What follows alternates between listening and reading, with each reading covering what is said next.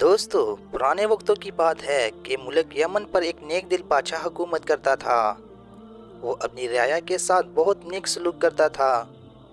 اس کی 4 بیٹیاں تھیں، جن میں سے ایک شہزادی بہت حسین تھی، جس کی خوبصورتی پر باقی شہزادیاں نفرت کرتی تھی۔ اس شہزادی کا نام شہزادی سبا تھا۔ ایک دفعہ ان کا باپ کسی کام کی غرض سے بیرون ملک گیا۔ اس نے اپنی ساری بیٹیوں سے ان کے خواہشات پوچھی۔ ان 3 بہنوں نے قیمتی زیورات لانے کو کہا۔ جب بادشاہ نے چھوٹی بیٹی سے پوچھا کہ اگر تمہیں کسی چیز کی ضرورت ہو تو مجھے بتا دو، شہزادی سبا نے کہا مجھے ایک گلاب کا پھول چاہیے۔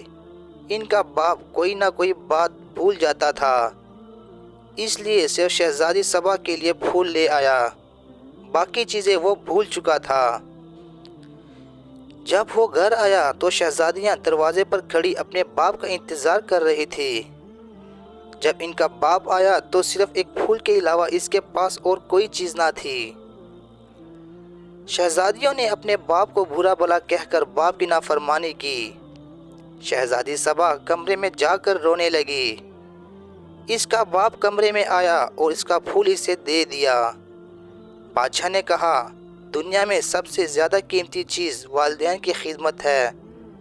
چنانچہ جب بادشاہ دوسری مرتبہ بیرون ملک گیا تو سب نے اپنی اپنی چیزیں لانے کے لیے کہا، مگر شہزادی سبا اس پر خاموش رہی۔